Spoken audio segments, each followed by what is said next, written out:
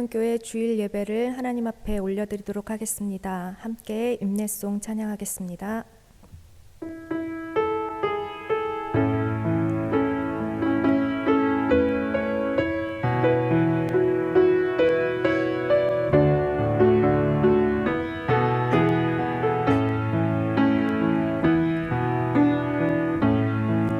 하늘의 문을 여소서, 이곳을 주목하소서. 주를 향한 노래가 꺼지지 않으니 하늘을 열고 보소서. 이곳에 임재하소서. 주님을 기다립니다. 기도의 향기가 하늘에 닿으니 주여 임재하여 주소서. 이곳에 오소서. 이곳에 앉으소서. 이곳에서 드리는 예배를 받으소서. 주님의 이름만이, 오직 주의 이름만 이곳에 있습니다. 이곳에 오셔서 이곳에 앉으소서. 이곳에서 드리는 예배를 받으소서. 주님의 이름만이, 오직 주의 이름만 이곳에 있습니다. 거룩하신 하나님, 우리가 오늘도 주님 앞에 예배하기 위해 모였습니다. 하나님의 이름이 우리 안에서 높아지시고 하나님의 이름에 합당한 영광이 우리 안에 선포되어지기를 간절히 소망합니다. 주님, 각자의 자리에서 예배하는 자들을 주님 기억하여 주시고 이 예배 안에 임재하여 주시고, 하나님, 우리가 정말 갈급한 심령으로 목마른 사슴처럼 주의 은혜를 갈망하며 나아갈 때 주님, 이 예배 안에 우리의 마음을 위로하시고 격려하시고, 또 하나님, 우리로 하나님의 사랑을 경험하고 기억하는 그러한 은혜의 시간이 되게 하여 주시옵소서. 주님만이 홀로 높임을 받으시옵소서. 예수 그리스도의 이름으로 기도합니다. 아멘. 신앙 고백하시겠습니다. 나는 전능하신 아버지 하나님, 천지의 창조주를 믿습니다.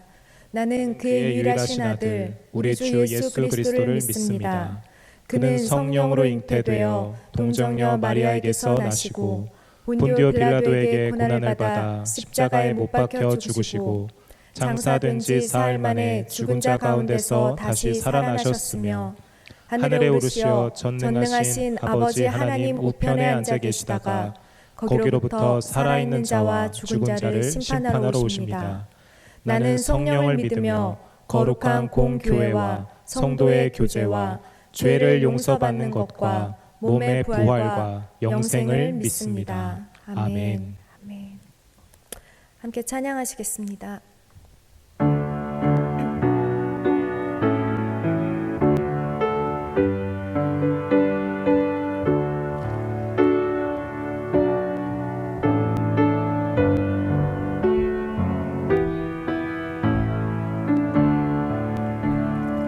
거룩 거룩 거룩 전능하신 주님, 이른 아침 우리 주를 찬송합니다. 거룩 거룩 거룩 자비하신 주님, 성삼위일체 우리 주로다. 거룩 거룩 거룩 주의 보좌 앞에 모든 성도 멸관을 벗어드리네. 전군 천사 모두 주께 굴복하니 영원히 위에 계신 주로다. 거룩 거룩 거룩 주의 빛난 영광 모든 죄인을 어두워 볼 수 없도다. 거룩하신 이가 주님밖에 없네. 온전히 전능하신 주로다. 거룩 거룩 거룩 전능하신 주님 천지 만물 모든 주를 찬송합니다. 거룩 거룩 거룩 전능하신 주님 성삼위일체 우리 주로다. 주의 빛난 영광 거룩 거룩 거룩 주의 빛난 영광 모든 죄인을 어두워 볼 수 없도다. 거룩하신 이가 주님밖에 없네. 온전히 전능하신 주로다.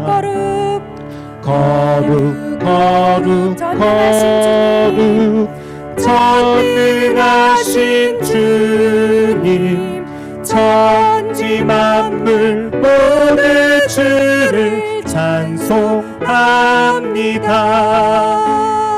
거룩 거룩 거룩 전능하신 주님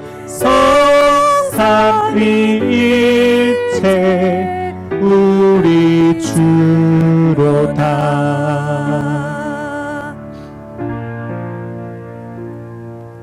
내 맘이 낙심되며 근심에 눌릴 때 주께서 내게 오사 위로해 주시네. 가는 길 캄캄하고 괴로움 많으나 주께서 함께하며 내 짐을 지시네.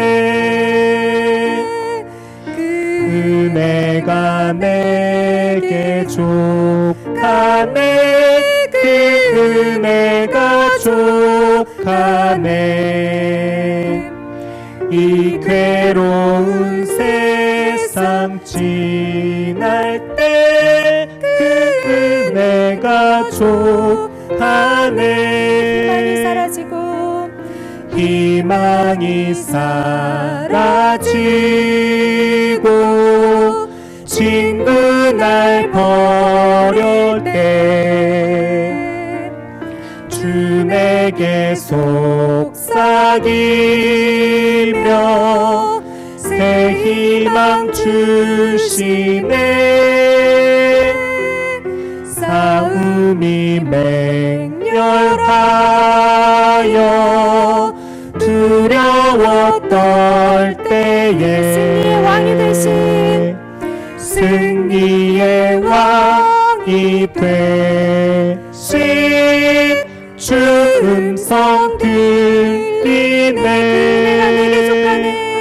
그 은혜가 내게 족하네 그 은혜가 족하네 이 괴로운 세상 지날 때 그 은혜가 족하네 번민이 가득 차고 눈물이 흐를 때 주 나의 곁에 오사 위로해 주시네 환난이 닥쳐와서 어려움 당할 때 주님의 능력 입어 주님의 능력 입어 원수를 이기네 그 은혜가 내게 족하네 그 은혜가 족하네 이 괴로운 세상 지날 때 그 은혜가 족하네 희망이 사라지고 친구 날 버릴 때 희망이 사라지고 친구 날 버릴 그때도 우리 주님 때 우리에게 말씀하십니다. 주 내게 속삭이 새 희망 주시네 싸움이 맹렬하여 두려웠던 때에 승리의 왕이 되신 주 음성 들리네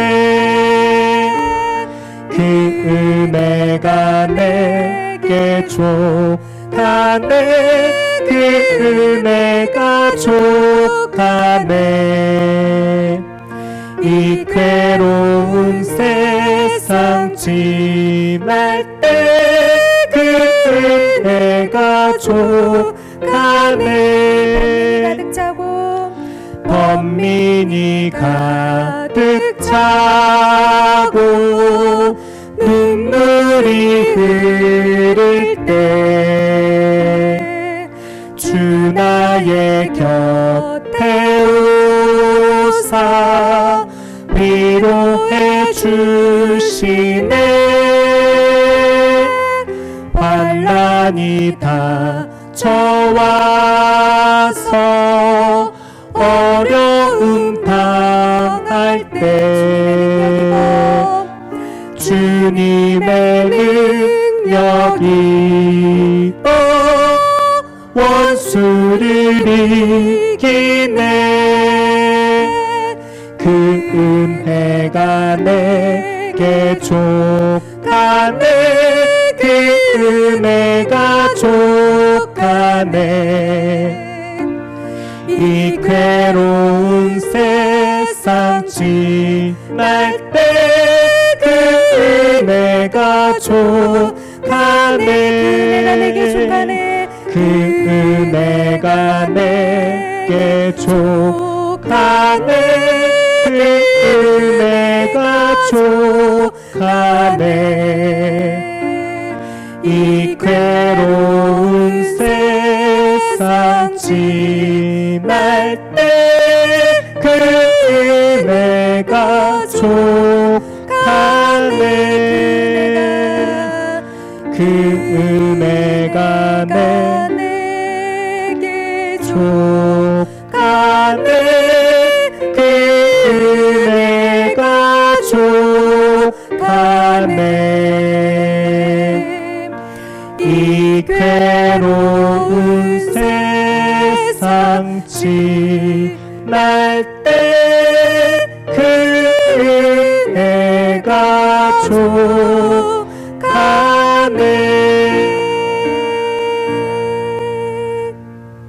네.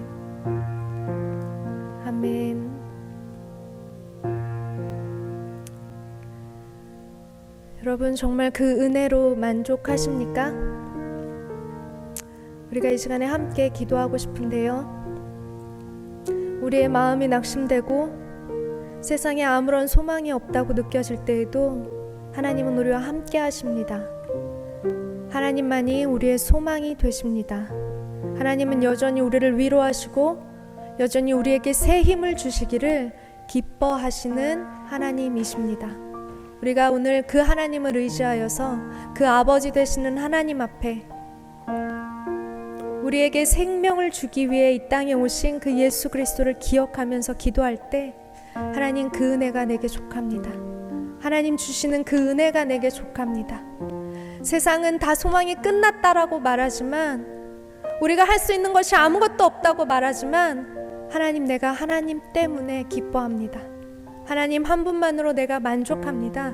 우리가 그렇게 고백하시면서 하나님 그 은혜가 저에게뿐만 아니라, 하나님 그 은혜가 우리 교회뿐만 아니라 우리 가정뿐만 아니라 하나님 이 땅 안에, 이 나라 안에, 하나님 대한민국 안에 또 넘어서서 전 세계 곳곳에 하나님, 특별히 이 팬데믹 때문에 괴로워하고 있는, 두려워하고 있는 그 모든 사람들에게 찾아가셔서 하나님이 소망이 되심을 우리가 알게 하여 주십시오.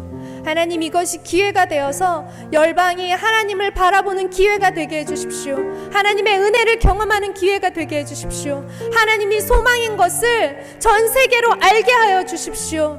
우리가 그렇게 좀 간절히 기도하십시다. 이번 주간에 고난주간입니다. 예수께서 우리를 위해서 오셨습니다. 나를 위해서 오셨고 또 나의 이웃을 위해서 오셨고 열방의 모든 족속들을 위하여서 예수님 오셨습니다. 우리가 그 예수 그리스도의 은혜를 기억하시면서 함께 좀, 주님, 나에게 풍성하게 부어주신 그 은혜가 열방으로 흘러가게 해주십시오.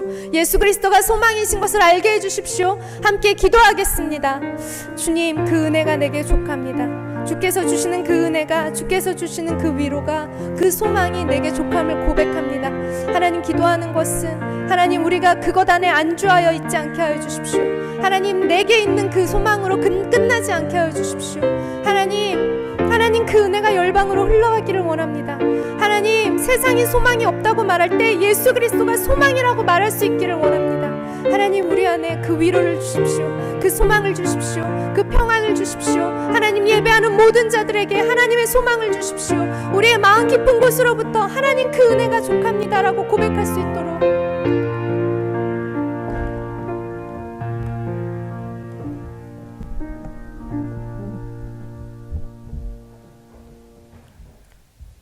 하나님 아버지, 이렇게 열린문교회 모든 성도님들이 다 함께 마음을 모아서 신령과 진정으로 영상 예배로 하나님께 나아갈 수 있도록 인도하여 주심을 참으로 감사드립니다. 하나님, 저희 모두가 시시분분초초 하나님을 의지하고 하나님의 얼굴을 구하고 있습니다. 하나님, 그렇지만 저희들 안의 연약함과 불완전함으로 인하여서 늘 하나님 보시기에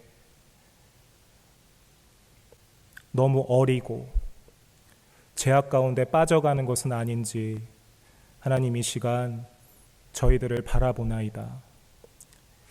오직 예배 드릴 수 있는 것도 하나님의 은혜입니다.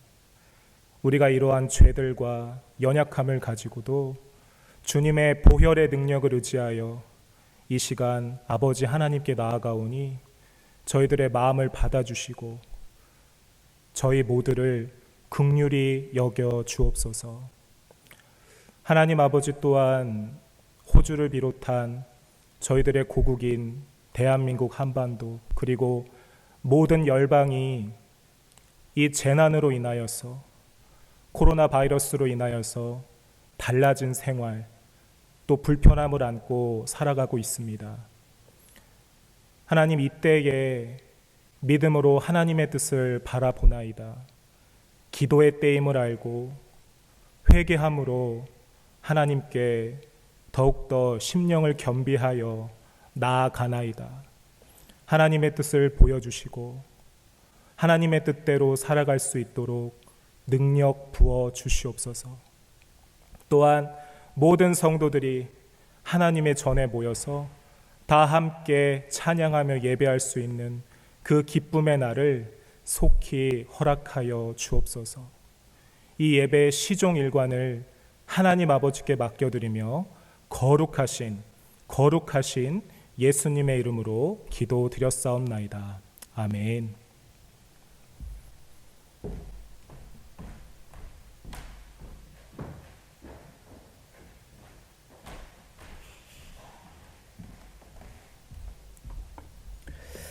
함께 말씀 보도록 하겠습니다.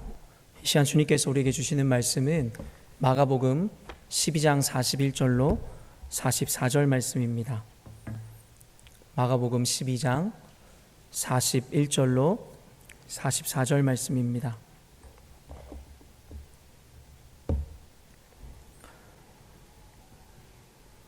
다 찾으신 줄로 믿고요. 저와 여러분이 한 절씩 교독하여 읽도록 하겠습니다.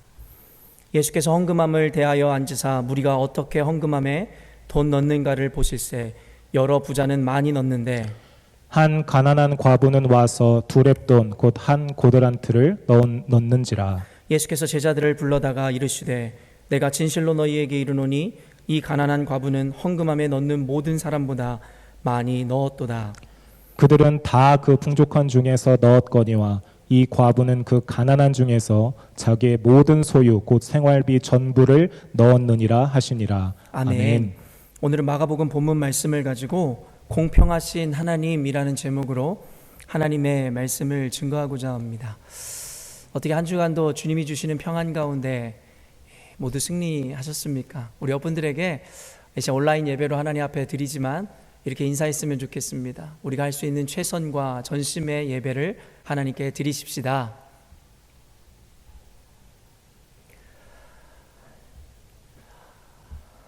요즘에 제가 하나님 앞에 계속 기도하는 것이 그것입니다. 하나님의 의도를 묻는 것입니다. 이 시급과 이 문제가 빨리 해결되기를 위해서 기도하기보다는 저는 늘 여러분에게 강조하듯이 하나님께서 이러한 시간을 허락하신 이유가 무엇인지에 대해서 묻는 것이 그리스도인들의 마땅한 태도라 믿습니다. 우리가 하나님의 성품을 잘 알고 있습니다.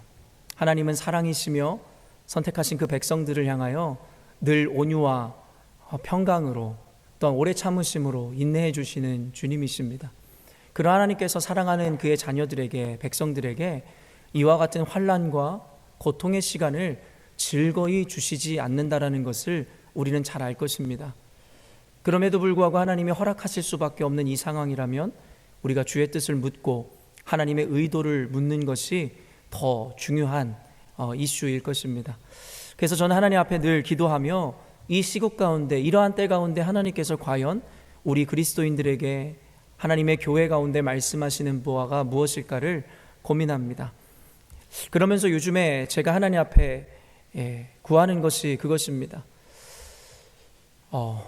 하나님, 우리로 하여금 또 교회로 하여금 철저히 주님을 의지하게 하여 주시고 세상을 의존하는 것이 아니라 하나님의 날개 그늘 아래 숨는 것이 가장 안전하다라는 것을 우리가 인식하게 하여 주시옵소서.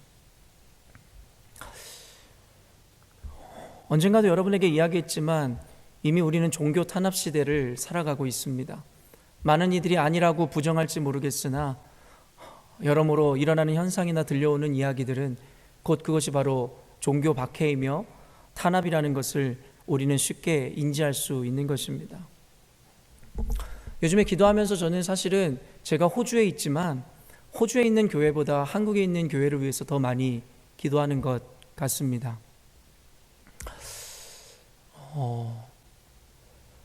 요즘에 온라인 예배로 바뀌고 나서요, 굳이 긍정적인 부분들을 찾아보자면 많은 사람들이 제 설교를 듣는다는 것입니다. 전도자를 자청함으로 한국에 있는 친구들에게, 지인들에게 제 설교 링크를 보내주시는 분들도 많으신 것 같고요. 지난주 주일 예배를 보니까 조회수가 300이 넘었더라고요. 저희 교회 교인 수에 비해서 훨씬 많은 숫자겠죠.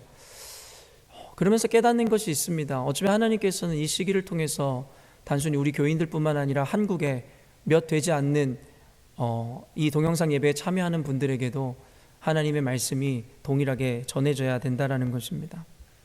그래서 오늘 말씀을 시작하기 전에 여러분들에게 한국교회 상황에 대해서 잠깐 알려드리는 것도 합당하다는 생각이 들었습니다.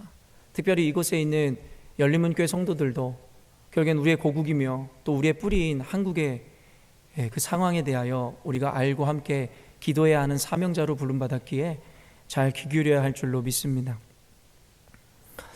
저도 한 일주일 정도 늦게 이 소식을 접했는데요. 한교연이라고 하는 한국교회 연합이라는 조직에서 한국교회에 대한 억압과 위협을 당장 중단하라라는 제목으로 성명을 발표하였습니다. 이것의 발단이 되었던 것은 무엇이냐면 지지난주에 있었던 국무총리의 발표 때문이었습니다. 국무총리는 지지난 주말 특별 담화를 통해서 교회 폐쇄, 예배 금지, 구상권 청구 등 입에 담을 수 없는 살벌한 용어로 한국교회를 겁박했다라는 것이 바로 한교연의 이 성명의 주된 내용입니다. 이는 코로나 감염병 종식을 위해 자기 희생을 감수해오는 한국교회를 범죄 집단으로 둔갑시켜 전체를 매도한 행위이자 묵과할 수 없는 선전포고로 간주할 수밖에 없다라고 밝혔습니다.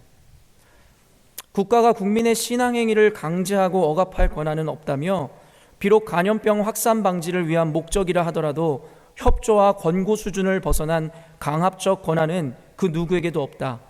이에 벗어난 것은 위헌이며 민주주의의 역행이다. 따라서 정부와 지방자치단체는 한국교회에 대한 억압과 위협, 무례를 당장 중단해야 할 것이다 라고 이야기했습니다. 또 연이어 한국교회는 코로나19 바이러스 감염병이 전국적으로 확산되기 이전부터 감염병 확산 방지를 위한 선제적이고 자발적인 노력을 기울여왔다. 그래서 생명처럼 소중하게 여기는 주일 예배마저 온라인 또는 가정 예배로 전환해가며 전 국민적인 고통 분담에 동참해 왔다라고 하며 자신들의 대응을 평가했습니다. 그러면서도 여전히도 한국 사회는 전국의 나이트클럽이나 술집 등 유흥시설들이 매일 밤마다 불야성을 이루고 있는 가운데 정부와 지방자치단체는 이들 장소에 대해서는 특별한 조치를 취하지 않고 오직 교회를 향해서만 억압과 탄압을 이어가고 있노라고 억울함을 토로하였습니다.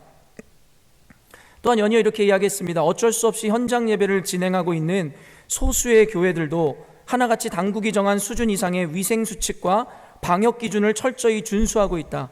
그런데도 교회를 마치 감염병 전파에 온상인 양 취급해 경찰관과 공무원이 합세해 마음대로 성전을 유린하는 행위가 한국교회를 욕보이려는 의도가 아니고 뭐겠는가라며 꼬집었습니다. 또한 일부 지방자치단체의 현금 지원 정책에 신청한 교회들에게 이를 재고해 볼 것을 청했습니다. 당장 형편이 어려운 미자립 교회들의 딱한 사정을 모르는 바가 아니라 국가의 지원을 받는 교회들이 장차 치러야 할 엄청난 반대급부에 대해서도 곰곰이 생각해보고 부디 각성하기 바란다. 하나님께 드리는 예배를 중단한 그 대가로 정부 또는 지방자치단체로부터 현금으로 보상받는 교회를 어찌 하나님의 교회라 할 수 있겠는가? 라고 지적하였습니다. 또한 한교연은 서울시가 오는 6월 서울광장에서 퀴어 축제를 허가한 것과 관련해서 비판의 날을 세웠습니다. 코로나19 감염병 확산 방지를 위해 광화문 일대의 거리 집회를 일체 불허해온 서울시의 이 같은 노골적이고 편향적 행정에 대하여 할 말을 잃었다. 이것이 지금이 전시에 준비하는 비상 상황이라며 교회 주일 예배까지 금지시킨 서울시장이 취할 올바른 언행인가라고 주장하였다라는 것입니다. 여러분, 제가 기사에 있는 그 워딩을 그대로 여러분에게 전해드린 거예요. 왜냐하면 지금 한국 정부든 한국의 언론이든 사실은 이런 교회 연합들의 기사는 잘 업로드하지도 않고 그들의 성명서에 대해서는 국민들에게 많이 노출시키지 않는 상황인 것 같습니다. 어쩌면 오늘 예배를 드리는 여러분들도 이런 이야기를 처음 들으신 분들도 굉장히 많으실 것이에요. 이 한교연이라는 이 단체는 사실은 군소 교단들이 모여서 함께 연합을 이뤄온 연합체입니다. 그래서 여러분들 생각에 혹시 이것은 전체 교회, 개신교의 생각이 아니라 일부 군소교단의 문제 아닌가 라고 생각하는 분들이 계실까봐 한교총, 즉 개신교 대표 연합기관인 한국교회 총연합이 발표한 성명도 여러분들에게 그대로 읽어드리도록 하겠습니다. 참고로 이 한교총이라는 곳은 대한민국 개신교 교단의 90%가 가입되어 있는 단체입니다. 그러면 한교총과 한교연 이 두 조직의 이 합한 퍼센티지는 아마 한국 개신교의 95% 이상의 교회들이 함께 이러한 목소리를 내야 할 것을 촉구하고 있는 것이라 이해하시면 될 것 같습니다. 방금 이야기한 한국 교단의 90%가 참여하고 있는 이 한교총에서도 정세균 국무총리의 사과를 요구하고 나섰습니다. 그리고 한교총이 낸 성명서에 그들이 이렇게 이야기합니다. 정부는 실제 감염 위험이 있는 여타 시설에 대해 관리 감독을 강화하지 않으면서 마치 정통교회가 감염의 온상인 것처럼 지목해 선한 기독교인들의 명예를 훼손하면서까지 정치행위에 집착했다고 주장했다. 이어 정부는 교회의 사회적 거리두기 운동과 헌혈 캠페인, 예배 형식 변경, 자체 방역, 취약계층 지원, 마스크 제작 지원과 대구, 경북 지역 지원, 작은 교회 후원 등의 자발적 협조를 과소평가하고 있다고 비판했습니다. 지난 22일 주일에는 몇몇 지역에서 공무원과 경찰까지 동원해 예고 없이 교회를 방문하여 온라인 예배를 준비하는 예배자들을 감시하고 방해했다. 이는 역사상 유례없는 교회에 대한 불신과 폭력 행위라고 목소리를 높였습니다. 또 정부는 공정을 표방하면서도 국내 모든 상황에 그대로 적용할 수 없는 규정을 교회에만 적용함으로써 스스로 공정 정신을 훼손하였다고 지적했죠. 연이어서 우리는 정부가 코로나19 대응에 있어 봉쇄 없이 자발적 참여와 불편 감내라는 민주적 방식에서 벗어나 강요와 처벌을 앞세운 독재적 방식으로 회귀하고 있음을 극히 우려한다. 총리는 교회에 대한 공권력 행사와 불공정한 행정지도를 사과하고 취소하라고 요구했습니다. 제가 이 귀한 설교 시간에 이런 기사를 여러분에게 읽어드리는 이유는요, 성도들이 깨어나야 할 때라는 것을 다시 한번 일러드리고 싶었기 때문입니다. 제가 늘 강조했었던 것과 같이 이번에 코로나 사태로 인해서 예배가 멈춰지고 예배가 중단되는 사태에 대해서 미리 우려함으로 여러분들에게 이야기했던 것을 기억하실 것입니다. 예배를 멈추는 것 자체, 온라인 예배는 예배가 아니다라는 이야기가 아니라 생명과 같이 지켜왔었던 예배를 금하고 멈추는 것에 대해서 우리는 너무나 쉽게 이야기하고 그것에 대해서 당연하게 바라보는 이 사태, 성도들의 태도에 대해서 제가 문제를 삼았던 것이죠. 한 가지 다행한 것은 이제라도 한국교회 연합회가, 교회들이 깨어나기 시작했다라고 생각합니다. 저는 무조건 정부의 방침이나 정책에 대해서 반하자라는 이야기가 아니라는 것을 누누이 강조해 왔습니다. 세상은 늘 하나님의 교회를, 사람들을 반대합니다. 그것은 성경에서 너무나도 명확하게 예언한 일들과 일치되어지는 내용입니다. 그렇기 때문에 세상이 교회를 핍박하고 그리스도인들에게 저항하는 것은 너무나 당연한 것입니다.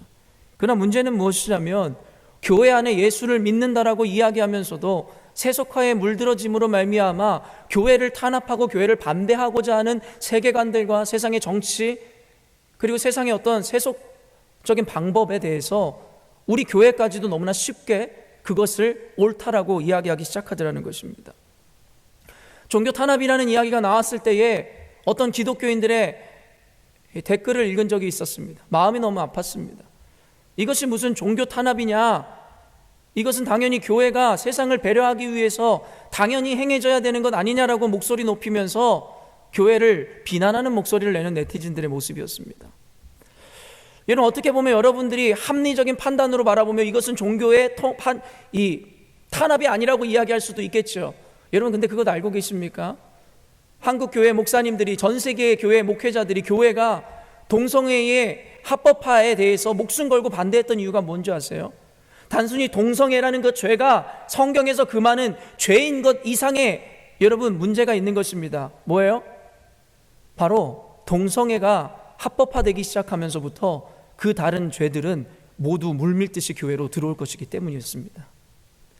이런 종교에 대해서 탄압이 아니라고 생각하시는 분들 잘 들으십시오. 여러분이 생각할 때는 남을 배려하기 위해서, 누군가에게 피해를 주지 않기 위해서, 사회를 위해서라고 하는 그럴듯한 명목으로 조금씩 교회를 옥죄어오는 정부와 세상의 방침에 대해서 여러분들 스스로 인지하지 못한 채 개구리가 물에서 죽어가듯이 서서히 죽어가고 있다는 사실을 여러분 왜 인지하지 못하시냐는 것입니다. 언젠가는 여러분 이로 인해서 교회에 여러분 정부에 여러분 탄압이 시작되어지고, 그리고 이로 인해서 교회가 순순히 순응하는 모습을 보면서 앞으로 이제는 이러한 일들, 어려운 일이 일어날 때마다 정부는 교회에 개입할 것입니다. 쉽게 교회를 운영하려 할 것이고 교회의 문을 닫으려고 할 것입니다. 이것이 바로 종교 탄압의 시작임을 여러분 인지하셔야 되는 것이에요. 그러나 우리는 전혀 그것에 대한 경각심을 갖고 있지 않다라는 것입니다. 특별히 한국에 있는 교인들에게 제가 이 이야기를 꼭 전해주고 싶었던 이유가 뭔지 아십니까? 지금 호주나 다른 나라에서도 교회의 문을 닫았습니다. 그러나 한국과는 다른 이유가 무엇인 줄 아세요? 적어도 호주나 다른 나라들에서는 교회 문을 닫을 때 다른 유흥업소들이나 레스토랑이나 카페나 모든 것이 셧다운했어요. 그러나 한국 사회는 어떻습니까? 오직 교회에만 프레임을 씌워서 교회만이 코로나 바이러스를 전파하는 온상인 마냥 교회의 문만을 닫게 했죠. 그러면서 나이트클럽이나 아까 이야기한 것처럼 유흥업소들은 성행하고 있다는 것이에요. 교회만 코로나 바이러스로부터 위험한 곳입니까? 그리고 실제로는 그들의 조사에 의하면 6만여 곳의 교회 중에서 집단 간영을 통해서 코로나 확진자가 발생한 곳은 10여 건에 불과하다는 발표를 했어요. 6만여 교회 중에 10여 건밖에 발생하지 않은 일들로 인해서 정부나 온갖 여론은 어떻습니까? 교회가 코로나 바이러스를 퍼뜨린 주범처럼 프레임을 씌웠죠. 이것이 종교 탄압이 아니라고요. 대한민국 성도 여러분, 그리고 이제 곧 우리의 현실로 다가올 수 있는 이 문제를 직면하고 있는 열린문교회 성도 여러분, 믿음으로 깨어나십시오. 세속화에 물들지 말고 하나님의 말씀의 기준을 분명히 세우려 하셨던 하나님의 말씀을 기억해야 하는 때인 것입니다. 하나님 앞에 기도할 때 주님께서 우리에게 주시는 마음이 그것이었어요. 저에게 주시는 마음이 그것이었습니다. 하나님 앞에 온전한 분별력을 가져야 되는 때라는 것입니다. 우리가 피할 곳은 그 어느 곳에도 없습니다. 오직 주님의 날개 그늘 아래 있을 때에 가장 안전한 것이라는 것입니다. 세상이 교회를 등지고 복음을 외면하는 것은 당연합니다. 그러나 성도들마저 그러한 태도를 취할 때에 이 세상의 소망은 사라지는 것입니다. 지난주에 우연히 어떤 동영상을 보다가 그 동영상을 통해서 듣게 되어진 말씀이 너무 은혜가 되고 위로가 되어 여러분에게 나누어 드리고자 합니다. 시편 91편 1절에서 7절 말씀입니다. 시편 91편 1편에서 7편 말씀입니다. 제가 여러분들을 위해서 대독해 드릴 것인데 여러분들은 귀를 쫑긋이 세우시고 하나님의 음성을 들으십시오. 지존자의 은밀한 곳에 거주하며 전능자의 그늘 아래서 사는 자여, 나는 여호와를 향하여 말하기를 그는 나의 피난처요 나의 요새요 내가 의뢰하는 하나님이라 하리니, 이는 그가 너를 새 사냥꾼의 올무에서와 심한 전염병에서 건지실 것이미로다. 그가 너를 그의 깃으로 덮으시리니 내가 그의 날개 아래에 피하리로다.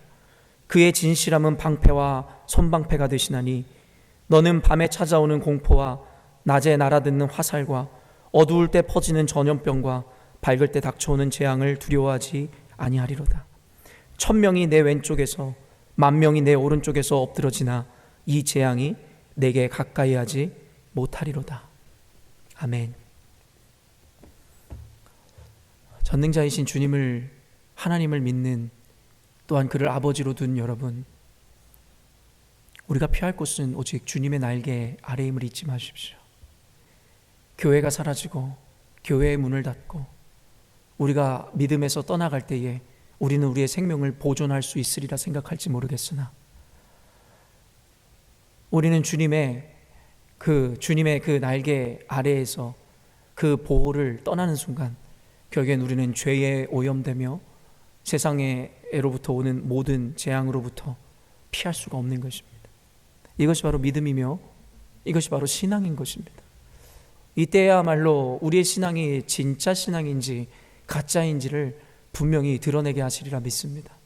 고난과 환난과 역경 가운데 시련 가운데 진정으로 주의 말씀과 은혜를 신실하심을 붙잡는 성도들이여 끝까지 주님을 붙드시기를 주님의 이름으로 축원합니다. 오늘의 본문은 보통 본문 전에 나오는 서기관들의 탐욕과 위선에 관한 이야기와 대주를 이름과 아울러 주께서 인류를 위해 어떻게 당신의 모든 것을 주셨는가에 대해 이야기를 연결시키는 교량 역할로 이해합니다. 그러니까 오늘 이 본문의 이 과부의 두렙돈의 헌금은 그 전에 있었던 서기관들의 위선을 질타하는 말씀인가 동시에 과부의 전심의 헌금을 통해서 예수께서 어떻게 우리를 위해서 당신의 것을 주셨는지에 대한 두 가지 관점에서의 해석이 가능한 본문이라는 이야기인 것입니다.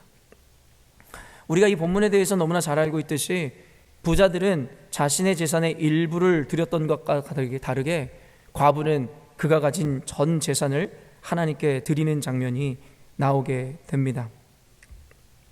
그러나 오늘은 저는 전통적으로 이해되어 왔던 그 두 가지 관점을 떠나서 오늘 이 본문을 통해서 하나님이 어떻게 우리의 삶 가운데 공평하게 역사하시는지에 대하여 또 다른 관점으로 이 본문을 해석해 보려 합니다.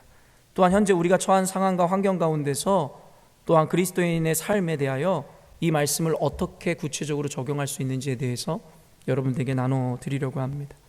시편 45편 6절 말씀 한번 볼까요? 시편 45편 6절 말씀입니다. 시작. 하나님이여 주의 보좌는 영원하며 주의 나라의 규는 공평한 규이니이다. 하나님의 보좌는 영원하며 주의 나라의 규는 공평하다고 이야기합니다. 한 가지만 더 읽어볼까요? 히브리서 1장 8절입니다. 히브리서 1장 8절 시작. 아들에 관하여는 하나님이여 주의 보좌는 영영하며 주의 나라의 규는 공평한 규이니이다. 동일한 말씀을 계속해서 반복합니다. 하나님의 나라는 영원할 것이며 주님께서 다스리는 나라의 규는 공평하다라는 것이에요. 여러분 지금 세계에서 가장 부자가 누군지 아십니까? 사실은 해마다 계속 엎치락뒤치락하고 있어서 여러분도 정확하게 누가 세계에서 제일 부자인지는 잘 모를 거예요.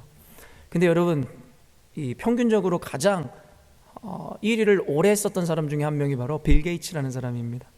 마이크로소프트사의 이런 창업자이기도 하죠. 이 빌 게이츠의 재산이 정확하게 추론이 가능한지 모르겠지만 약 130조 정도라고 합니다. 130조요. 그래서 우스갯소리로 그런 이야기를 하잖아요. 이 사람이 이 빌 게이츠가 길을 가다가 땅바닥에 100불짜리가 떨어져 있어도 그것을 줍는 것이 더 시간 낭비고 돈 낭비라는 거예요. 왜냐하면 이 빌 게이츠는 그냥 1초에 약 200달러 정도를 번다고 이야기합니다. 1초에 그냥 숨만 쉬고 있어도 200달러가 돌아오는데 그 사람이 살아가는 삶 가운데 땅바닥에 떨어져 있는 그 100불짜리 돈을 줍는 게 더 낭비라는, 어떻게 보면 우스갯소리이지만 웃고 넘어갈 수 없는 이야기를 우리는 종종 들었을 것입니다. 130조라는 이 거대한 재산은 사실은 우리가 이해할 수 없을 정도만큼, 사실은 가늠할 수 없을 정도로 큰 금액이죠. 우리가 잘 알고 있지만 현대사회는 시간이 지나면 지날수록 빈익빈, 부익부 현상이 더욱더 강하게 나타나는 시대를 살아가고 있습니다. 어떤 의미입니까? 부자들은 계속해서 부를 축적하게 되고 가난한 자들은 아무리 열심히 성실히 살아봤자 계속 그 가난에서 벗어날 수 없는 사회가 돼버렸다라는 것입니다. 이 코로나 바이러스 사태요, 그 가운데서도 여러분 최상위층에 있는 이들은 전혀 피해를 보지 않는다는 거 여러분 알고 계십니까? 도리어 이것이 기회가 돼서 그들의 부를 더 축적할 수 있는 계기가 되기도 하죠. 수많은 사람들이 직장을 잃는다고 이야기하고 사업이 도산하고 그들이 당장 먹고 죽을 것도 없다라고 이야기하는 이 시점에서도 어떤 이들은 이 사태로 인해서 그들의 배를 불리고 있는 이들도 있을 것입니다. 여러분, 그리고 얼마 전까지만 해도 우리 안에 있었던, 한국에서 유행했었던 인식들이 뭐예요? 금수저, 흑수저 논란이었습니다. 그 이야기는 뭐예요? 저 사람은 금수저로 태어나서 그 뒤에 후광이 있고 줄이 있고 백이 있고, 그러나 흙수저로 태어난 우리 같은 사람들은 도저히 이 세상에서 살아갈 수 없다. 그래서 소위 흙수저로 태어났다는 이들은 어떤 말을 합니까? 나는 아이를 낳는 것을 포기했다. 심지어는 결혼하는 것을 포기했다. 왜요? 도저히 가족을 부양할 만한 능력 그리고 비전이 보이지 않는다라는 것이죠. 그러한 시대의 현실 가운데서 우리의 불만이 이것이죠. 바로 불공평이라는 거예요. 세상에 불공평이 존재하냐라고 여러분에게 묻는다면 여러분 뭐라고 생각하세요? 예, 불공평이 존재합니다. 그리고 그 불공평으로 말미암아서 우리의 불만과 불평이 극에 달하여 우리의 자존감과 자존심은 바닥을 치기 시작했죠. 현대를 살아가는 이들의, 특별히 한국 사회를 그 비교 의식 가운데 살아가고 있는 한국인들의 정서가 바로 이럴 것입니다. 그런데 더 나아가 여러분, 우리의 신앙생활 하는 삶 가운데서 이런 불공평이 있을까요? 제가 결론부터 이야기해 드릴까요? 있습니다. 이런 주변의 이야기를 많이 들어보세요. 어떤 사람들이 자랑스럽게 나와서 간증하기를, 내가 예수를 어떻게 믿었더니 나에게는 빌딩이 생기고 나에게는 막 이러한 축복이 전해졌다라고 하는 간증, 여러분 수도 없이 들었을 것입니다. 저는 개인적으로 그런 간증 집회를 절대 반대합니다. 이것이 바로 기복주의적인 신앙을 꿈꾸게 하는 이유가 되기 때문입니다. 예수 잘 믿는다고 모두가 빌딩을 짓고, 예수 잘 믿는다고 해서 모두가 복을 얻는다면, 아니 우리가 이야기하는 물질적인 축복을 얻는다면, 여러분 과연 우리가 예수 믿는 그 근본적인 목적과 그리고 의도가 바르다고 이야기할 수 있을까요? 하나님께서 과연 그런 자들의 신앙을 옳게 여기실까요? 그러나 어쨌든 현실은 그렇습니다. 어떤 이는 기도하니까 응답도 뚝딱뚝딱 잘 받는 것 같아요. 어떤 이는 예수 믿는다고 살아가는데 그가 하는 사업이며 그가 하는 일이 모두 잘 돼 보여요. 근데 내 삶은 어때요? 기도하는 것마다 이루어지는 것도 없는 것 같고, 아무리 교회 와서 헌신하고 주를 위해서 열심히 목매 살아봤자 결국에 늘 쪼달리는 인생을 살아가고, 그러면서 우리 마음 가운데 자연스럽게 드러나는 것은 어때요? 하나님, 당신은 불공평합니다. 불공평합니다. 누가 보아도 불공평이 존재하는 세상이며 심지어는 신앙생활입니다. 근데 방금 여러분과 함께 읽었었던 말씀은 뭘 이야기하는 거예요? 하나님의 나라가, 하나님의 규가 공평하다고 이야기하니, 여러분 우리가 지금 착각하고 있는 것일까요? 아니면 하나님이 지금 말씀을 통해서 거짓말을 하고 있는 것일까요? 분명하게 현실은 신앙이든 세상이든 불공평한 세상인데 하나님은 왜 공평하다고 이야기했을까요? 이것은 넌센스입니다.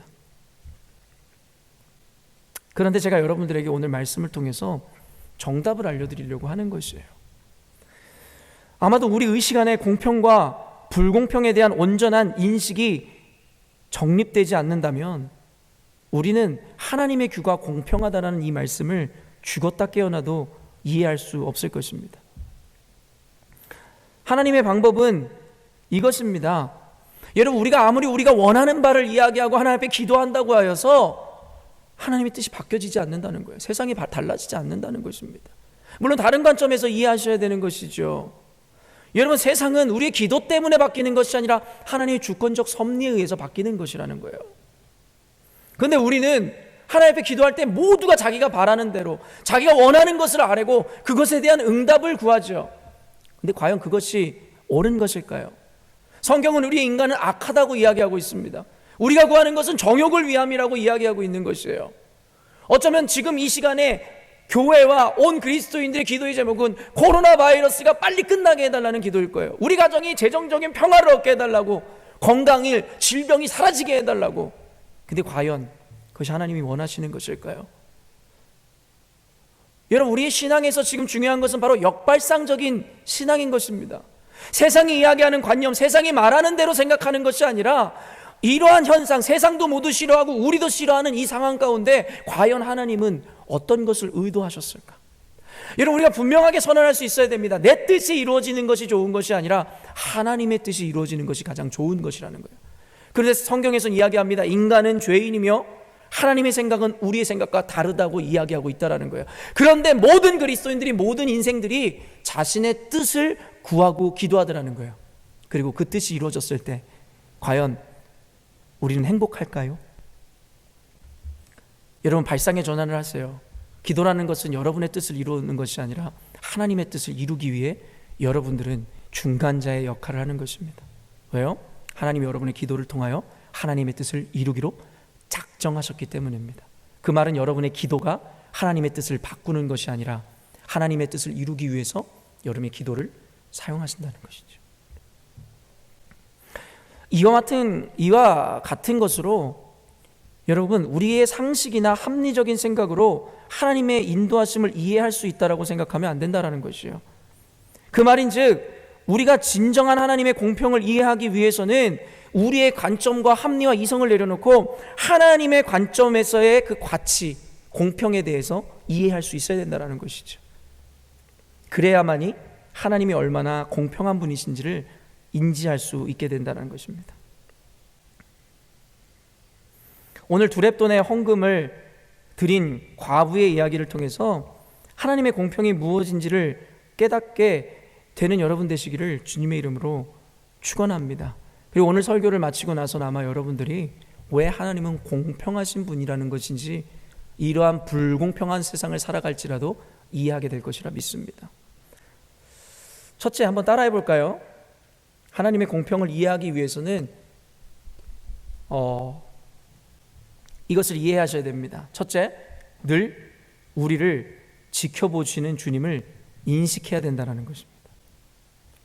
여러분, 신학적인 용어 가운데 omniscien이라는 게 있어요. 그리고 omnipresence라는 단어가 있습니다.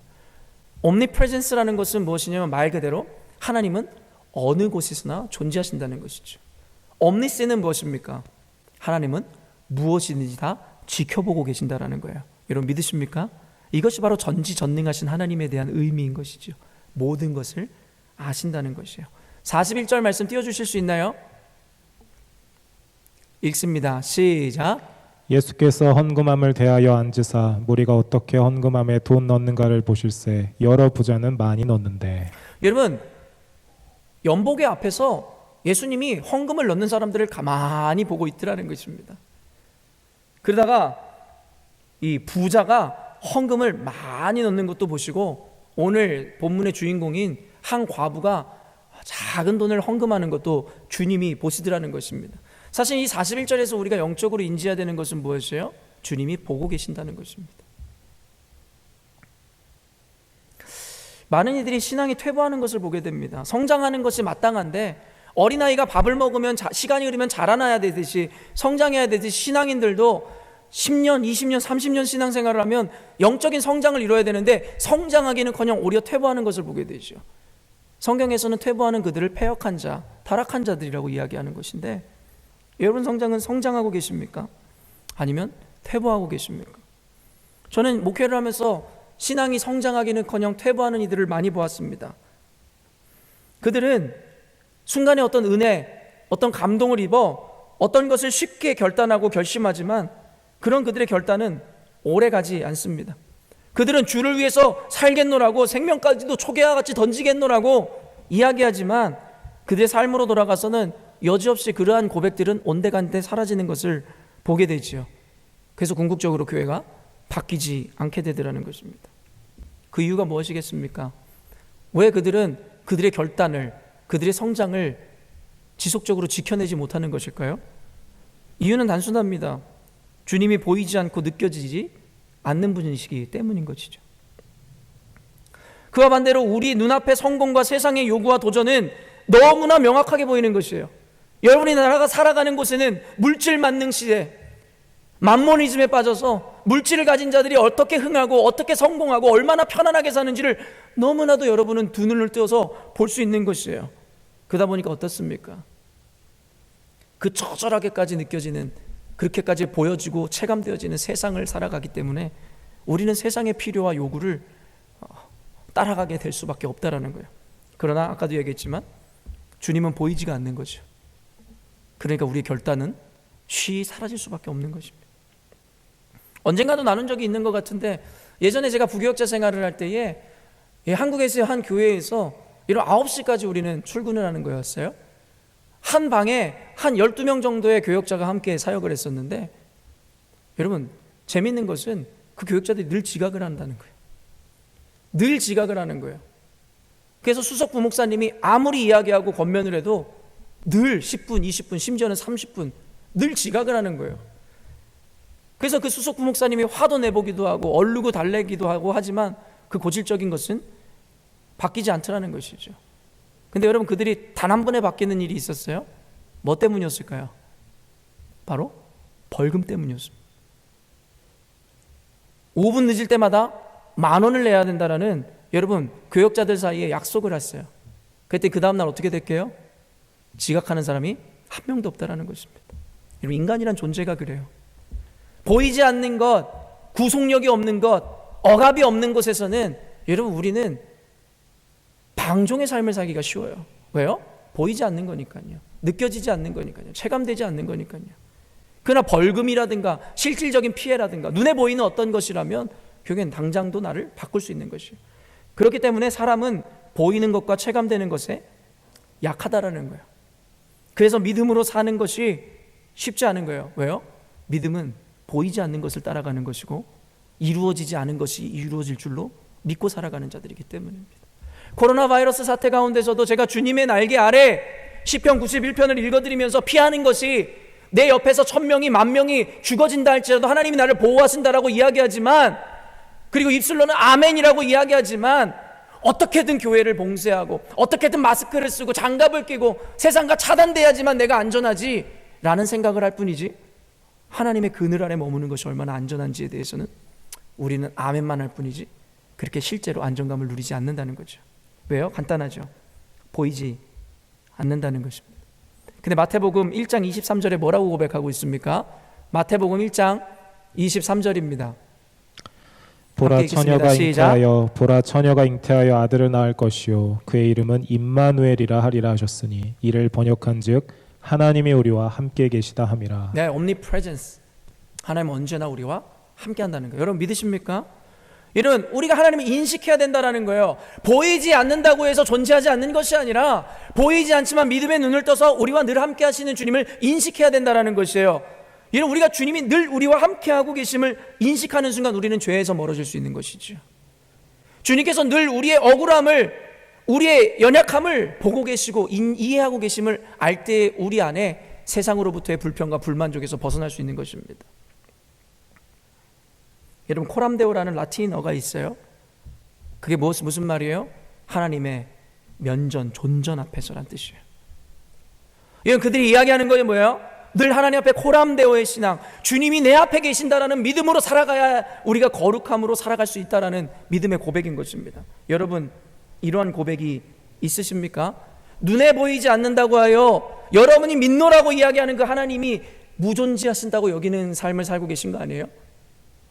어쩌면 지금 온라인으로 예배드리는 여러분의 태도를 보십시오. 오늘의 본문 자체가 그 전절에 무엇을 비판하는 거였다고요? 서기관들이 높은 자리에 서고 옷을 길게 늘어뜨리고 외식하는 자들에 대해서 비판하는 말씀을 여러분 정면으로 반대하는 말씀인 것이죠. 그들에 대해서 이 손가락질하는 말씀이에요. 오늘 부자가 많은 돈을 들였다는 것 자체가 여러분 손가락질을 당하는 것이 아니라 그들이 많은 헌금을 드린 이유가 뭐라고 전에 본문 말씀을 통해서 우리가 유추할 수 있어요? 바로 보이기 위한 헌금이었다라는 거예요. 외식하기 위해서. 야 봐라, 내가 이렇게 많은 헌금을 내고 있는 것 너네도 보지. 여러분, 우리가 교회 나와서 신앙생활 열심히 한다고요? 아니면 교회 나와서 아니면 누군가를 만났을 때 우리가 환한 미소와 천사 같은 삶을 산다고요? 과연 그것이 그렇게 중요할까요? 어떻게 보면 우리에게 외식하는 모습 아니었을까요? 교회에 나와 있으니까, 누군가 중요한 사람을 만났으니까. 지금 온라인 예배를 드리고 있는 여러분의 태도를 생각해 보세요. 하나님이 교회에만 계시고 여러분의 가정에 안 계시기 때문에 그럴까요? 그렇지 않다라는 거죠. 우리는 어느 순간인가 하나님을 인식하기보다는 보이는 것을 인식하며 살아가기에, 보이는 것을 위해서는 열심을 하되 보이지 않는 것을 위해서는 게을러지고 나태해지는 것이 우리의 모습이었다는 것입니다. 그러므로 온라인 예배를 드리고 있는 여러분, 주님을 인식하십시오. 예배 드리고 있는 이 시점에 시공간을 초월하신 주님께서 지금 여러분과 함께하고 계십니다. 믿으십니까? 그런 주님을 인식한다면 우리가 거룩함으로, 온전함으로 하나님을 예배하고 신앙생활을 하지 않을 수가 없을 것입니다. 두 번째가 이것입니다. 잘못된 성공의식을 버리라는 것이에요. 아까도 얘기했지만 발상의 전환을 이루라는 것입니다. 에스겔서 18장 29절인데요. 읽어주시겠어요? 시작. 그런데 이스라엘 족속은 이르기를 주의 길이 공평하지 아니하다 하는도다. 이스라엘 족속아 나의 길이 어찌 공평하지 아니하냐. 너의 길이 공평하지 아니한 것 아니냐. 여러분, 우리가 하나님 앞에 불평하는 이유가 이것이에요. 하나님, 당신은 불공평하다라는 거예요. 하나님 보십시오. 우리 삶을, 이 세계를 보십시오. 심지어는 교회 안을 보십시오. 얼마나 불공평합니까? 근데 하나님께서 물어보는 거예요. 어찌 내가 공평한 하나님이 아니냐라는 거예요. 그저 너희의 길이 공평하지 않을 뿐이라는 거예요. 하나님은 공평하신데 도리어 너희의 길이 공평하지 않다라는 것. 이것이 무엇을 말을 하는 것일까요? 바로 우리의 합리와 이성이 틀렸지 하나님의 방식이 틀린 것이 아니라는 것입니다. 우리가 생각하는 윤리와 도덕이라는 것, 이성과 합리, 과학이라는 것이 틀린 것이지 하나님이 틀린 분이 아니라는 것이에요. 그러나 우리는 온갖 우리들의 것으로 하나님을 판단하기 시작하니까 불공평하다는 거죠. 하박국 선지자가 바벨론에 의해서 심판하시겠다는 하나님의 뜻 앞에 항변하잖아요. 심지어는 주님을 꾸짖잖아요. 하나님, 감히 당신이 어떻게 우리보다 더 악한 이들을 통해서 우리를 심판할 수 있습니까? 여러분, 이것이 바로 하박국 선지자의 한계이며 우리가 갖고 있는 한계예요. 내 생각, 내 합리, 내 윤리, 도덕 가운데서는 보세요. 우리보다 더 악한 바벨론을 통해서 어떻게 우리를 심판하십니까? 도리어 이렇게 이야기하죠. 하나님이 뭔가 불공평한 분이라는, unfair하신 분이라는 것이죠. 과연 그럴까요? 성경에서 과연 하나님의 불공정을 이야기하고 있겠냐라는 것이에요. 세상은 늘 1등을 원합니다. 그러나 우리 역시 동일한 것을 원하고 기대해서는 안 됩니다. 결국 그런 잘못된 성공주의가 비교의식을 조장하게 되고 그로 인해서 교회에 사람들의 자존감에 실추를 가져오게 되는 것입니다. 모두가 1등 할 수 없습니다. 1등이 있다는 것은 2등과 3등과 4등과 꼴등이 존재하기에 1등이라는 것이 존재하는 것이죠. 근데 모두가 1등을 향해 달려갈 때에 그 외의 사람들은 불행으로 귀결될 수밖에 없는 것이에요. 실패자로 낙인 찍힐 수밖에 없는 것입니다. 이런 관념을 가지고 살아가니까 우리는 늘 1등이 아니면 모두가 불공평한 것 같은 삶을 살아가게 되는 것입니다.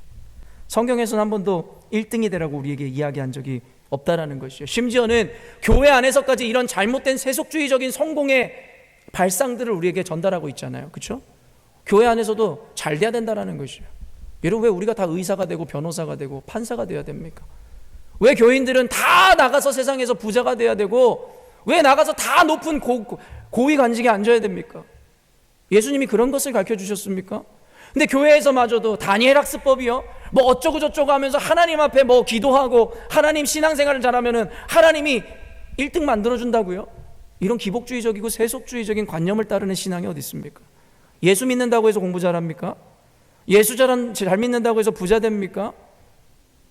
어찌 근데 교회 안에서도 이렇게 잘못된 관념들을 설파하고 그것이 꼭 진리이며 당연한 것처럼 가르치냐라는 것이에요. 성경을 보십시오. 예수님은 단 한 번도 1등을 사용한 적이 없습니다. 권력자들을 사용한 적도 없어요.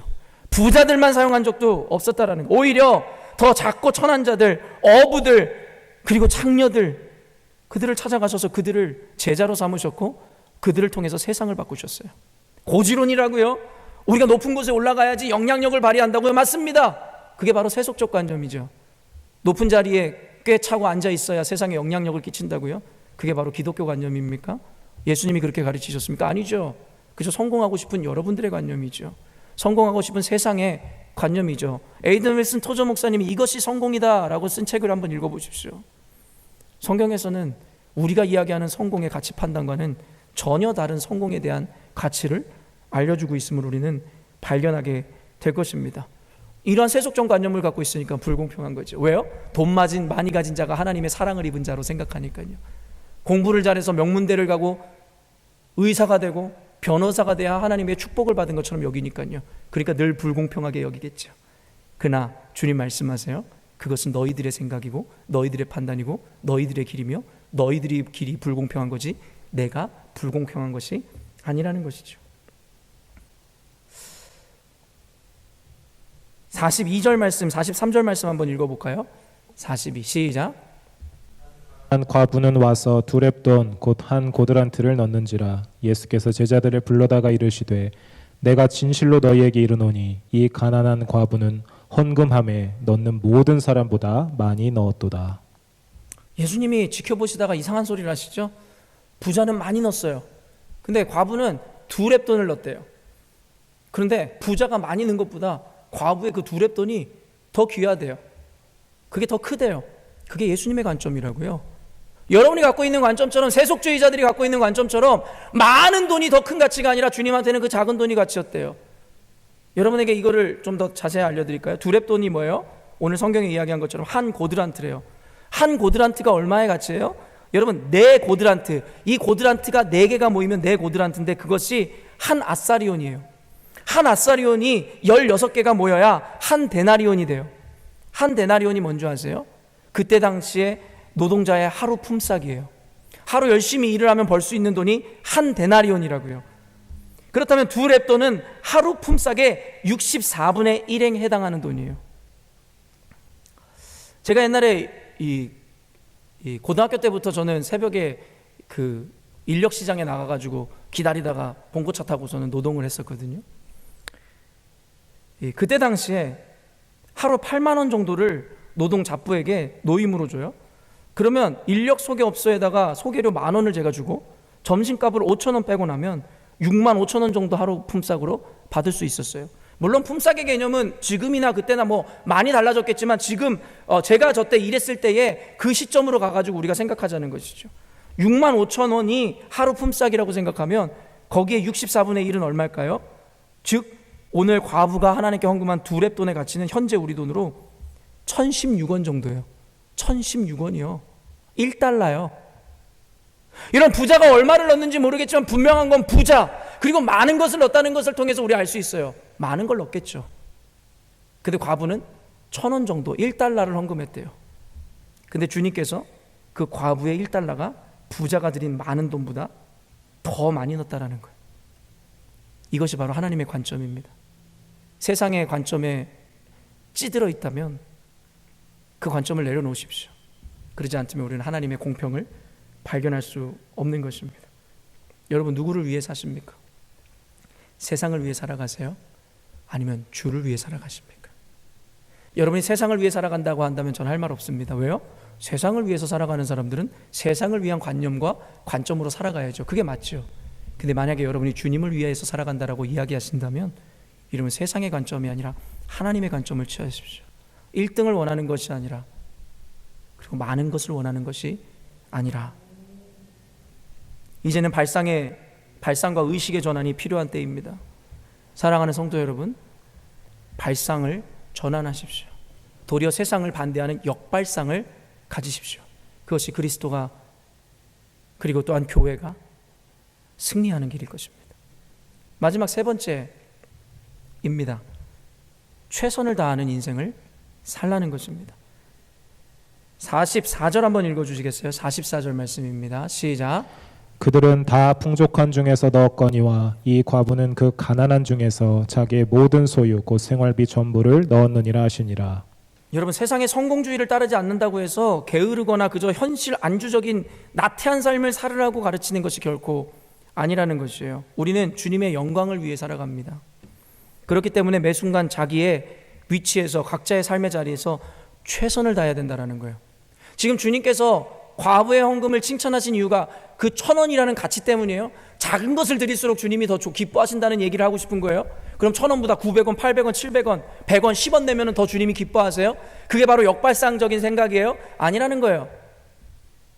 주님께서 과부의 헌금을 칭찬하신 이유는 그 과부의 최선이었기 때문이라는 것입니다.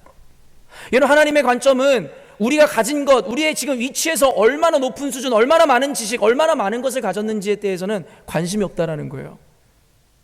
우리가 아무리 작은 것을 가지고 있고, 우리가 아무리 못 배웠고, 우리가 아무리 능력이 없어도 우리가 가진 그 능력 안에서 최선을 다하고 있냐라는 것을 묻고 계신다라는 것입니다. 제가 이런 본문으로 설교할 때마다 많은 사람들이 시험에 드는 이들이 있을 거예요. 뭐예요?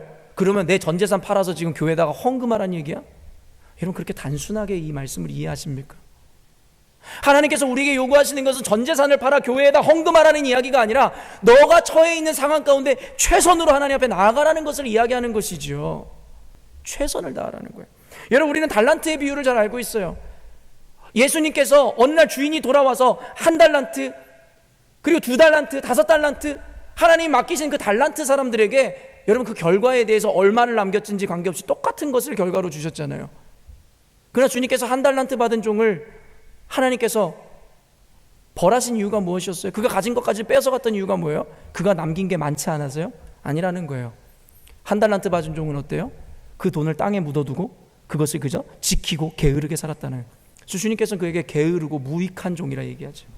하나님은 얼마나 많은 것을 남겼느냐에 관심이 있는 것이 아니라, 아니요, 하다못해 그가 최선을 다했지만 망했다 할지라도, 그가 맡기신 돈을 다 잃어버렸다 할지라도 주님은 그를 칭찬했을 거예요. 왜죠? 그는 주를 위해 최선을 다했으니까요. 주님께서 1달란트 맡은 자를 책망하셨던 것은 그가 남긴 것이 없었기 때문이 아니라 그는 최선을 다하지 않았다는 것입니다. 그렇다면 현대 그리스도인들에게 우리가 적용해 볼까요? 지금 주님께서 원하시는 예배, 교회, 헌금, 헌신, 그 모습이 무엇일까요? 의리의리하고 누구보다 가장 큰 교회를 지어야지만이 하나님이 가장 기뻐하시는 교회일까요? 우리 헌금이 누가 보기에도 가장 많은 돈을 헌금해야지만이 우리 교회가 가장 하나님의 축복을 받은 교회일까요? 아니라는 거예요. 우리 교회가 멋진 건물은 없다 할지라도, 교인 수가 많지는 않다 할지라도, 헌금의 양이 부족하다 할지라도 하나님은 그 양을 보시는 것이 아니라 그것이 너의 최선이었니라고 묻고 계신 거예요. 우리가 예배를 드릴 때 최선의 예배를 드리고 있냐라는 것이에요. 하나님께서 말씀하시는 것은 단순한 거예요. 많은 돈을 갖다 바치라는 것도 아니고 대단히 놀라운 탤런트로 하나님 앞에 가지고 나와 노래를 멋들어지게 부르라는 것이 아니라 최선을 다하자는 것입니다. 그런 의미에서 사랑하는 열린문교회 성도 여러분, 최선을 다하십시오. 온라인 예배로 드리고 싶어서 드리는 것이 아니라 어떻게 보면 우리가 할 수 있는 최선의 방법이었기 때문에 온라인 예배를 드리지만 여러분 최선을 다하세요. 주님이 여러분을 지켜보고 계심, 이미 여러분과 여러분의 가정 가운데 함께하고 계신 주님을 인식하십시오. 그런 주님을 인식함으로 최선의 가치로 예배를 드리시라는 것이에요. 여러분 헌금하세요. 교회 나올 때만 헌금하는 것이 아니라 온라인이지만 아무도 체크하지 않지만 여러분 하나님께 드리는 것이었지 누가 보기 때문에 헌금했던 거 아니잖아요. 오늘 부자가 외식하기 위해서 사람들한테 나 지금 많은 돈 헌금한다, 봐라 하면서 헌금하는 것이 아니라 하나님 앞에 드리는 거잖아요. 1달러를 헌금하든 10달러를 헌금하든 관계가 없는 것이죠. 여러분 헌금하세요. 온라인으로 드리는 것이든 아무도 체크하지 않는 것이든 주님 앞에 여러분의 최선을 다하시라는 것입니다. 오늘 말씀을 들을 귀 있는 자는 다 듣는 줄로 믿습니다. 제가 기도하기를 여러분 안에 분별력, 선한 분별력이 있기를 주님의 이름으로 축원합니다. 여러분 현대 시대를 살아갈 때 주님께서 우리들에게 원하시는 신앙의 가치가 바로 이 최선의 가치라는 것을 잊지 마시기를 바랍니다. 결론을 맺도록 하겠습니다. 마지막으로 시편 96편 10절 말씀 한번 읽어볼까요? 읽습니다. 시작. 모든 나라 가운데서 이르시기를 여호와께서 다스리시니 세계가 굳게 서고 흔들리지 않으리라. 그가 만민을 공평하게 심판하시리라 할지로다. 언젠가 주님께서 이 땅에 오실 때에 주님은 우리를 공평하게 심판하신다 말씀하십니다.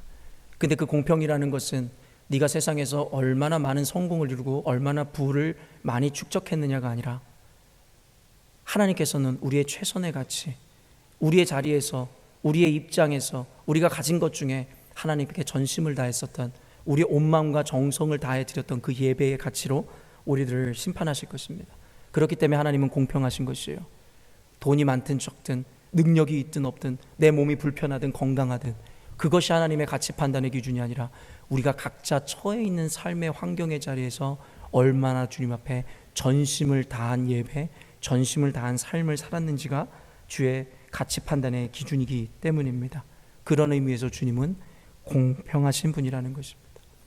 부자만 성공하고 부자만 여러분 누릴 수 있는 혜택이 아니라 영원한 하나님의 나라에 들어갈 수 있는 자들에 대한 기준은 바로 이러한 가치이기 때문에 주님은 공평하시다라고 이야기하는 것입니다. 이제부터 여러분의 관점을 바꾸십시오. 세속적인 관점과 기준과 이성과 합리를 내려놓으시고 예수님의 시선과 눈을 맞추십시오. 주님께서 어떤 것을 가치 판단의 기준으로 삼으셨는지를 분명히 보시라는 것입니다. 코로나 바이러스로 인해서 고생하고 있는 신앙인 여러분, 열린문교회 성도 여러분, 이것을 통해서 우리 안에 하나님의 음성이 클리어하게 들려지길 바랍니다. 이 시기를 통해서 어떤 이가 진짜 그리스도인인지, 어떤 이의 신앙에 외식하고 가식적이었는지를 주님께서 밝히 드러내는 때라고 생각합니다. 여러분, 세상의 편이십니까? 아니면 하나님의 편에 서 계십니까? 세상의 관점으로 살아가십니까? 하나님의 관점으로 살아가십니까? 이번 한 주간 살아가면서 여러분들에게 이 말씀이 깊은 고민으로 이끌기를 주님의 이름으로 축원합니다. 그러므로 말미암아 여러분이 어떠한 세속적인 관념을 가졌는지, 어떠한 하나님의 방법이 아닌 세상의 방법으로 살아가고 있는지에 대하여 주님의 음성이 들려지고 인식되어지며, 그리고 회개하고 주님 앞으로 돌아오며 하나님의 관점으로 공평하신 주님을 이해하시는 여러분 되시기를 주님의 이름으로 축원합니다. 기도하겠습니다. 하나님 아버지, 우리가 세상을 살아가기에 세상의 법과 질서, 윤리적 관점, 보편적 원리를 따라 사는 것이 당연합니다. 그러나 늘 인식하게 하시옵소서. 세상을 살아간다고 하여 세상에 속한 자가 아니라 우리는 그리스도에게 속한 자라는 것.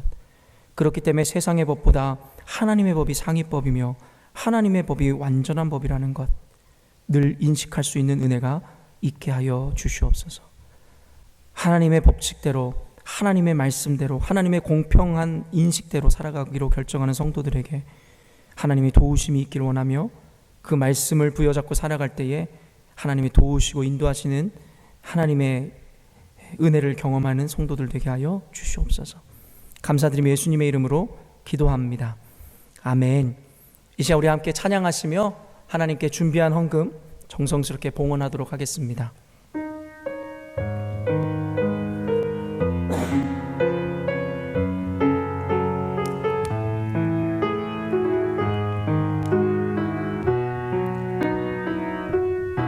이 세상을 살아가는 동안에, 이 세상을 살아가는 동안에 나의 힘을 의지할 수 없으니 기도하고 낙심하지 말 것은 주께서 참 소망이 되심이라. 주의 길을 걸어가는 동안에, 주의 길을 걸어가는 동안에 세상의 것 의지할 수 없으니, 세상의 것 의지할 수 없으니 아멘.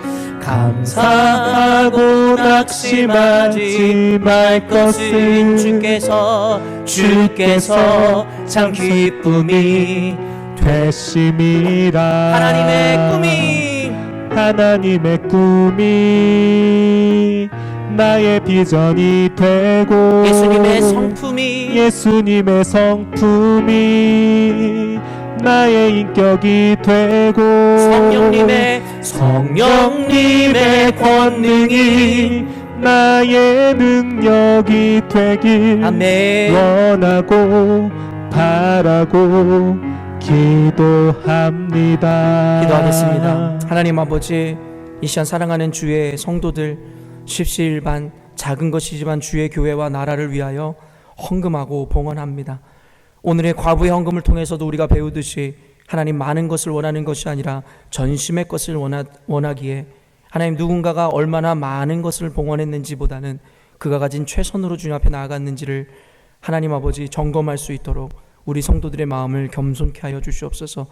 최선의 것으로 주님에게 드린 자들의 손길을 주님 기억하사 하나님 아버지 그대 전심 가운데 하나님의 은혜를 더하여 주시고, 코로나 바이러스로 인하여 궁핍해지고 어려워진 삶 가운데 하나님의 은혜의 담비가 채워짐으로 말미암아 하나님 차고 넘치는 은혜, 그러함으로 그것들로 인해서 세상에 죽어가는 이들에게 후히 꾸어주고 나눠줄 수 있는 은혜가 그 가정마다 가득가득 채워지게 하여 주시옵소서. 하나님, 이 재정이 쓰이는 곳마다 주의 나라와 교회가 확장되게 하여 주시고 하나님의 백성들이 주께로 돌아올 수 있도록 하나님 그 브릿지 역할을 감당하는 재정이 되게 하여 주시옵소서. 하나님께서 다시 한번 우리 교회와 함께함으로 말미암아 모든 교회가 어려워하고 힘들어하고 있는 이 상황 가운데서도 우리 교회가 스스로 자강할 수 있게 하여 주시고 잘 견뎌나갈 수 있도록 하나님께서 우리 교회 가운데 재정적 축복도 더불어 허락하여 주시옵소서. 이제는 우리 주 예수 그리스도의 은혜와 하나님 아버지의 극진하신 사랑하심과 오늘도 하나님의 말씀을 부여잡고 주의 기준대로 살기로 다짐하는 성도들의 삶을 온전한 길로 늘 바른 길로 인도하시는 성령 하나님의 감화 감동 위로 축복하심이 코로나 바이러스로 인해서 극심한 고통 가운데 두려움 가운데 있는 전 세계 열방 가운데 또한 호주 백성들 가운데 또한 대한민국 국민들 머리머리 위에 이제로부터 영원토록 함께 하시기를 간절히 축원하옵나이다. 아멘.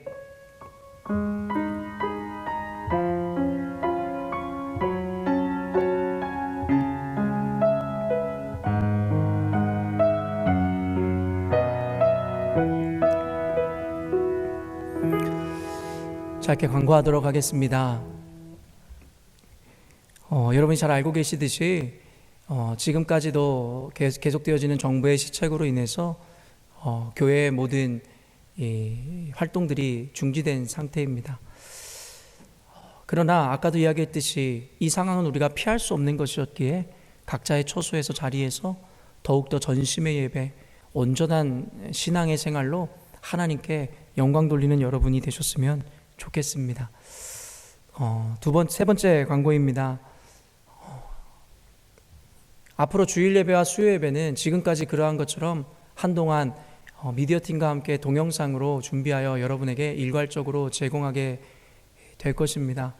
온라인 예배라 하여 늘 강조하지만 그저 건성건성 하나님 앞에 나아가는 것이 아니라 이럴 때야말로 더욱더 준비된 예배로 하나님께 나아가는 여러분 되셨으면 좋겠습니다.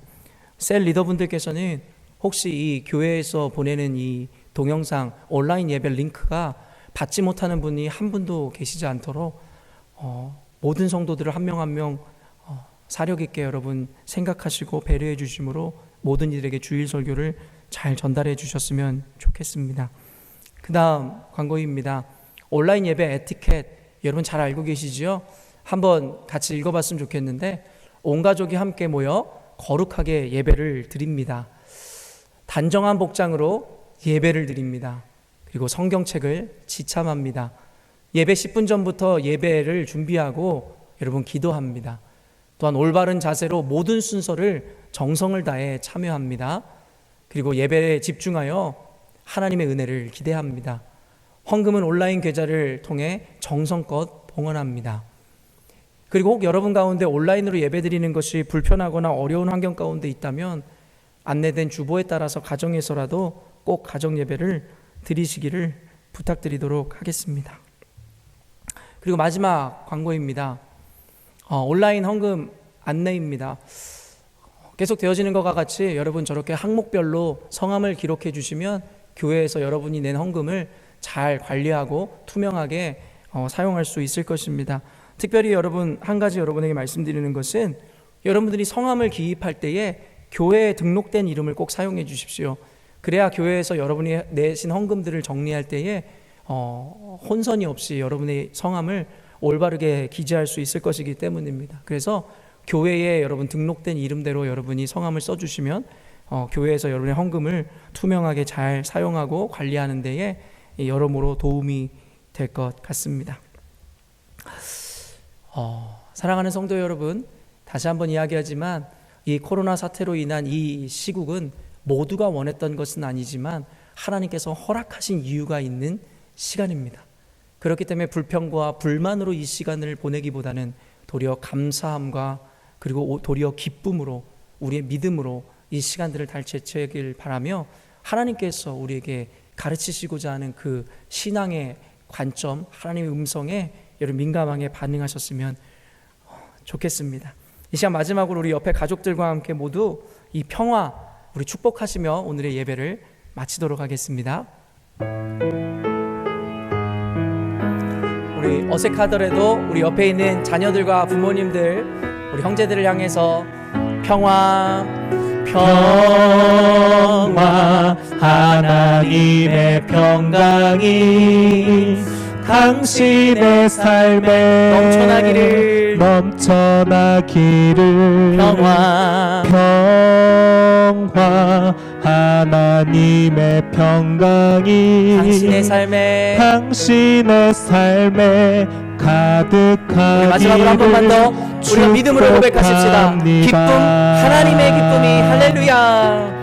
기쁨 하나님의 기쁨이 우리의 삶에 넘쳐나기를 기쁨 하나님의 기쁨이 우리의 삶에 가득하기를 축복합니다. 제가 마지막으로 한 가지 이젠 광고가 있는데요. 우리 아까 김문정 목사님 말씀하셨듯이 돌아오는 한 주간이 바로 고난주간입니다. 이 고난주간이라는 것의 의미가 많이 퇴색되어져 버린 요즘이지만 그럼에도 불구하고 감격의 주님의 부활을 누리시기 위해서 우리에게 이 고난의 시간은 꼭 필요한 것입니다. 그렇기 때문에 아마 이 한 주간을 여러분이 주님의 그 고통에 함께 참여하실 때에 아마도 주님의 부활하심이 또한 주님의 함께하심이 여느 때보다 더 감격과 감사로 돌아오는 이번 올해가 될 줄로 믿습니다. 고난기간 여러분들이 참여하실 수 있는 여러 가지 방법으로 주님 앞에 고난에 동참하시기를 바랍니다. 이미 코로나 바이러스로 인하여 우리가 고난에 동참하고 있겠으나 또 다른 이 방법으로도 여러분들이 그 고난에 동참하심으로 이번 돌아오는 부활절 예배가 더욱더 특별한 예배가 되시기를 주님의 이름으로 축원합니다. 이것으로 이 열린문교회 주일 예배를 모두 마치도록 하겠습니다. 한 주간도 주님 주시는 평안 가운데 승리하시기를 바랍니다. 아멘.